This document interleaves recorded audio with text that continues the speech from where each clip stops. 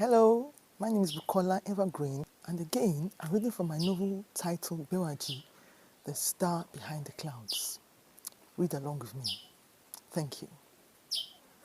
I don't understand what you're talking about, Wale said weakly, her voice barely audible. Abeke leaned back, sensing victory in her silence. It was clear that the truth, though long buried, had finally come to light. Abeke moved closer to the window, standing just behind Wale. She leaned in slightly, her voice low and firm. You see, Ma, Abeke began quietly, her words precise and deliberate. You don't seem to grasp the weight of what's happening here. If Wale ever finds out that you've been keeping this secret from him, especially before he got married, he'll kill you. Because I'm sure he'd rather stay single than have bastards as children. You are the one who played the harlot. There is nothing wrong with my son. Wale snapped indignantly, her voice trembling with anger and denial. Oh, get over it, Tolani. Our lives are at stake right now. Abeke shot back, irritation clear in her voice. She no longer saw the need to show respect to someone she considered a witch. Whether we like it or not, Wale will find out. I will tell him to come straight to you for the details. Wale slumped into one of the chairs in the sitting room, the weight of the conversation setting on her. If Wale finds out I kept this from him for years, it's exactly what he'll do. He'll kill me. Wale whispered, her voice breaking with fear. She buried her face in her hands, trying to hide the tears that were welling up in her eyes.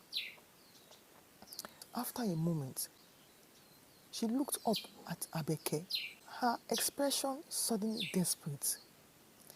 But BEWAJI can't lie, she said, her voice shaky but filled with urgency.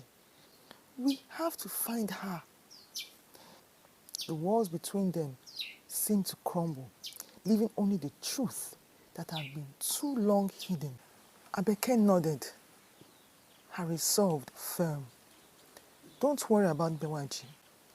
I'll find her, but you need to go and make inquiries again. If Wale could not impregnate me, why would he have been able to with BEWAJI? The urgency in her tone was clear. They had no time to waste. Abeke picked up her bag and made her way to the door. Ma, don't take it too much to heart.